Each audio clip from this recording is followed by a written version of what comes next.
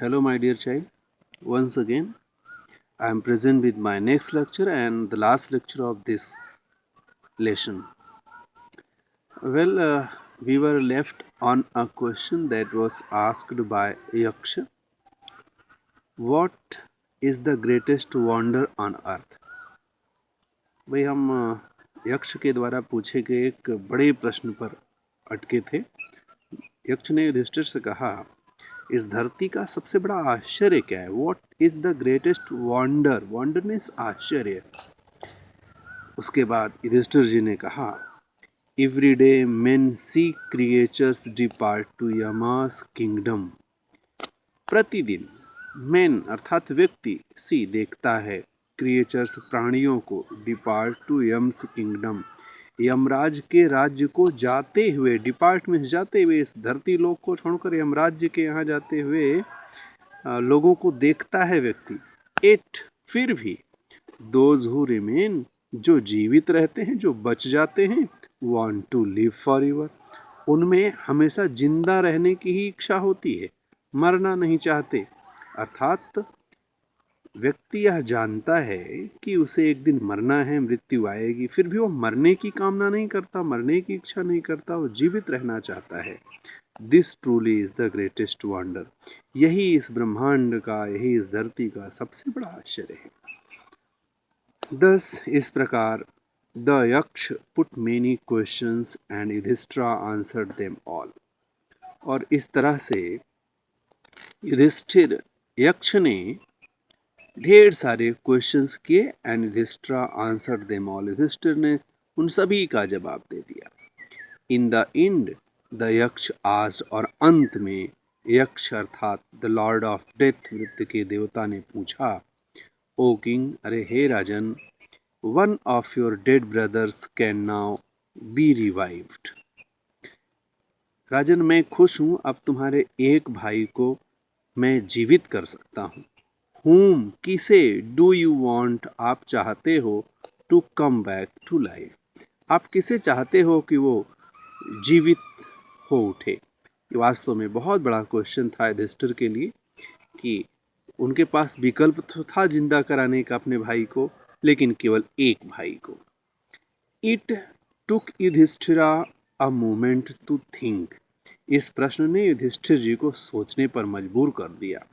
And then he wished that the cloud complexion, और तब उन्होंने इच्छा व्यक्त की और कहा कि क्लाउड कॉम्प्लेक्शन, बादलों जैसे गंभीर चेहरे वाले, लोटस आइड, कमल के समान आँखों वाले, ब्रॉड चेस्टेड, विशाल सीना लिए हुए, विशाल छाती लिए हुए, एंड लॉन्ग आर्म्ड नकुला, और लॉन्ग आर्म जिनकी भुजाएं लंबी हों, आजानुबाहु Nakul, lying like fallen ebony tree, जो काले बबूल के पेड़ की भांति पड़े हुए हैं, माइट अलाइव, उन्हें जिंदा कर दीजिए। अर्थात युधिष्ठिर जी ने नकुल को जीवित कराने की इच्छा व्यक्त की। द यक्ष वॉज प्लीज्ड, यक्ष बहुत प्रसन्न हुए एट दिस, इस बात पर, एंड आस्क्ड युधिष्ठिर, और युधिष्ठिर से पूछा, why did you choose Nakula in preference to Bhim who has the strength of 16,000 elephants. तुमने क्यों चुना नकुल को अपेक्षाकृत भीम के, जिनके पास 16,000 हाथियों का बल है। I have heard that Bhima is most dear to you, मैंने सुना है कि भीम तो तुम्हारे बहुत प्रिय हैं, फिर भी तुमने भीम को ना चुनकर नकुल को चुना। एंड वाई नॉट अर्जुन, और अर्जुन को क्यों नहीं चुना। Whose strength in arms is your protection, जिनकी भुजाएं हमेशा तुम्हारी रक्षा में खड़ी रहती थी, तुमने अर्जुन को क्यों नहीं जीवित कराया। Tell me why you choose Nakul rather than either of these two, इन दोनों की अपेक्षा आपने नकुल का चुनाव क्यों किया, क्यों चाहते हो कि नकुल जीवित हो उठे। युधिष्ठिर रिप्लाइड, युधिष्ठिर ने जवाब दिया, ओ यक्ष, हे यक्ष भगवान, हे यक्ष महाराज, धर्म is the only shield of man and not Bhima और अर्जुन। किसी भी व्यक्ति का सुरक्षा कवच धर्म होता है, धर्म ही उसकी रक्षा करता है, and not Bhim or Arjun. Bhim और अर्जुन हमारी रक्षा कैसे कर सकते थे? इफ धर्म इज गिवन अप, अगर व्यक्ति धर्म का त्याग कर दे, मैन विल बी रिविंड, व्यक्ति बर्बाद हो जाएगा, मनुष्य नष्ट हो जाएगा। Kunti and Madri were the two wives of my father, Kunti और माद्री मेरे पिता की दो पत्नियां थीं। आई एम अलाइव, मैं जिंदा हूँ, a son of Kunti, Kunti का एक पुत्र के रूप में। And so she is not completely bereaved, और इस प्रकार से कुंती को पूरी तरह से पुत्र दुख नहीं है, पूरी तरह से अपने पुत्रों से विरत नहीं है। In order that the scales of justice may be even, scales of justice, न्याय का तराजू अर्थात न्याय के तराजू को में भी इवन बराबर करने के लिए, आई आस्क दैट माद्री सन नकुल में रिवाइव, मैंने आपसे कहा कि माता माद्री के पुत्र नकुल को जीवित करें। The Yaksha was most pleased with Yudhishthira's impartiality, और अब तो यक्ष युधिष्ठिर की इस इम्पार्शियलिटी अर्थात उनके अपने भाइयों के मोह में ना फंसकर एकदम निर्लिप्त रह करके, बिल्कुल इम्पार्शियल होकर के। पार्शियल का मतलब क्या होता है? जी हाँ, पार्शियल का मतलब होता है किसी से भेदभाव ईर्ष्या रखना।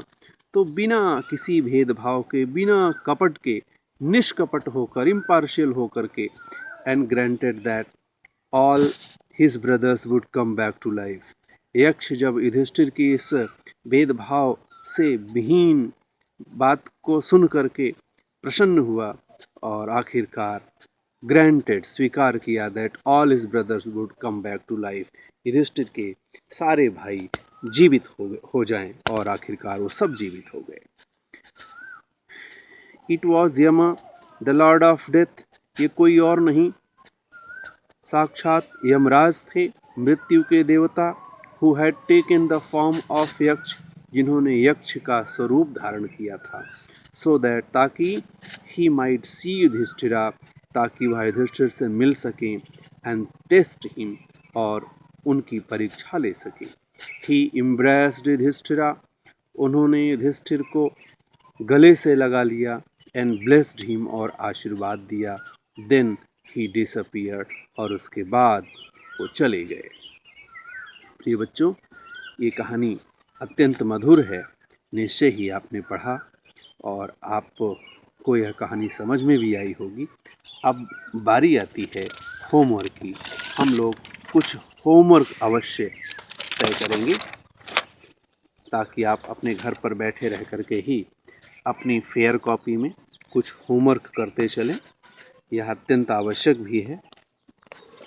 ये सबसे पहले तो आपको कॉम्प्रहेंशन पैसेजेस अर्थात कुछ पैसेज दिए हुए हैं, युधिष्ठिर वेटेड से लेकर वाइस एंड वेप्ट, और उसके बाद ये who said this that can they have been subjected to a curse, name the person who was unable to bear the thoughts, why Yudhishthir lift his voice and weep. ये सारे questions आप जो passage पढ़ रहे हैं, पहला पैसेज उसी में से है। तो मैं चाहता हूँ कि ये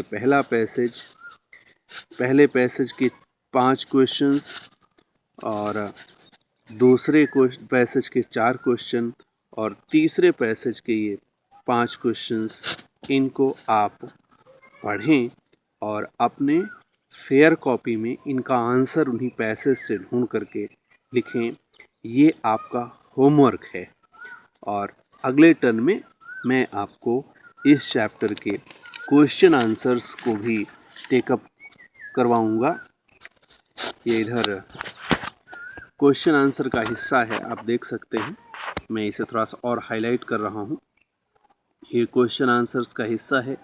इसमें कुल मिलाकर 12 क्वेश्चंस हैं, और हो सकता है आपकी बुक में कुछ क्वेश्चंस आंसर्स और कम ज़्यादा हो सकते हैं। लॉन्ग आंसर 4 हैं, इसे अटेम्प्ट करना है हमें। फिर वोकैबुलरी सेक्शन में आपको देख सकते हैं एंटोनिम्स सिनोनिम्स दिया हुआ है। आपको सेंटेंस फ्रेम करना है इन वर्ड से, पेयर ऑफ वर्ड्स हैं, उनकी मीनिंग्स अलग अलग हैं। हालांकि वो आपके एग्ज़ाम में नहीं पूछा जाता, उसे हम ग्रामर में जब वोकैबुलरी पढ़ेंगे तब पढ़ेंगे। हम वोकैबुलरी में चौथे नंबर से पढ़ना शुरू करेंगे। मैच द वर्ड्स, ये दिया हुआ है इधर आपका। Match the words in list A with their meaning in list B. ये कुछ वर्ड्स हैं, मैं इनको क्लियर कर दूं ताकि आप इसे अपनी फेयर कॉपी में नोट कर सकें। तो वो मीन्स प्रतिज्ञा होती है। यहाँ पर इसको आप प्रॉमिस टू वन सेल्फ, अर्थात अपने आप से प्रॉमिस करना, वादा करना। ये पहले का इधर आप देख सकते हैं, छठा विकल्प सही है। फिर दूसरा स्विफ्ट मीन्स तेज, यहाँ पर फास्ट एंड क्विक है। और फिर मीडो मीन्स ग्रास लैंड, आपने पहले ही पढ़ा है ग्रास लैंड। और उसके बाद फिर है सॉलिटरी, लॉनली। फिर है क्वेंच मीन्स प्यास बुझाना, सेटिस्फाई और रिवाइव्ड जीवित करना अर्थात कम बैक टू लाइफ। और एग्जाइल मीन्स वैनिसमेंट। तो इस तरह से आपने देख लिया, मैं एक बार बता दिया, फिर से बोल दे रहा हूँ। वो को मिलाएंगे promise to one self, swift को मिलाएंगे फास्ट एंड क्विक, मीडो को ग्रासलैंड ये अंतिम वाला, और सॉलिटरी मीन्स लॉनली, और quench means satisfy, revived means come back to life, और एग्जाइल का होगा वैनिसमेंट। निश्चित रूप से आप इसको ठीक से लिख सकेंगे। अब चलते हैं हम क्वेश्चन नंबर 5 की तरफ।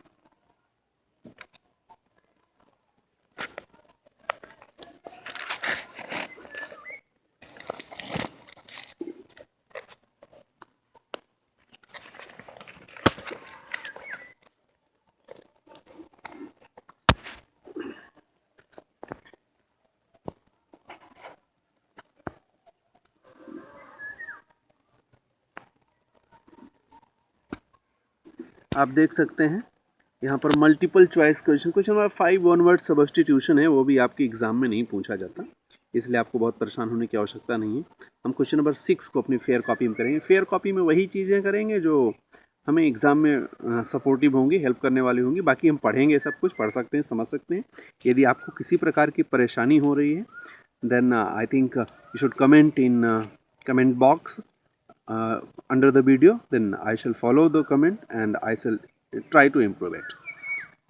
I had told you earlier, if you find any problem in my lecture, so far as in matter of language is concerned, then you can easily comment, because I am delivering my lectures in both the languages. I am trying to use much and more Hindi tongue so that you could understand it. But this is not beneficial to you. I know English speaking is quite necessary. If I shall explain you in English, then of course it will be more beneficial to you. Sentences and structures of sentences, phrases and words will be fed in your mind and you will be able to use them properly. But I think in the beginning, if you request me, as some of you have already asked me on phone to deliver the lectures in both the languages, so I am delivering it. If you find any type of problem, then you can comment it in the comment box, then I shall improve it. Let's see under multiple choice questions. Question number 6, he says Yudhishthira's brothers died because. You can see the alternatives over there. They had descended into the pool without the permission of its owner. They had tried to drink water without answering the questions of Yaksh. So this second question is right. I mean second one is, this is okay. And Yudhishthira chose Nakula in preference to Bhima or Arjuna because Nakul was Madrishan. This was right. And was his younger brother. He loved Nakula more than Arjuna. Nakul was Madrishan. Nakul was, yes, that is the second alternative. Once again, the second one. And the Yaksh was most pleased with Yudhishthira because you can find it. He was impartial in asking the revival of Nakula. Yes, this is. It can be right. He did not drink water of pool without answering the questions of X. But this is the matter of his happiness. Point out the true and false statements. I think I shall not solve it. This is also the homework for you. you should attempt it by yourself, because these are the statements you have learnt the story. I think you can easily answer them very well. So this is also your homework. Attempt all these sentences, which one is true and which one is false. If you find any difficulty, then I shall solve it later on, but just now I shall not solve it. And there are some fill in the blanks which you selected, but it will be not asked in your exam, therefore I am leaving it. So just leave it too, and I don't think there is anything left in it. अब कुछ बचा नहीं है, तो आपको short long answers attempt करने हैं इसका, उसके बाद सब कुछ ओके हो जाएगा। तो इस तरह से आपने एक चैप्टर पूरी तरह समाप्त कर लिया। इसके शॉर्ट एंड लॉन्ग आंसर्स को मैं अगले लेक्चर में अटेम्प्ट करूँगा और अगले टाइम पर अगला चैप्टर भी स्टार्ट करूँगा। Thank you so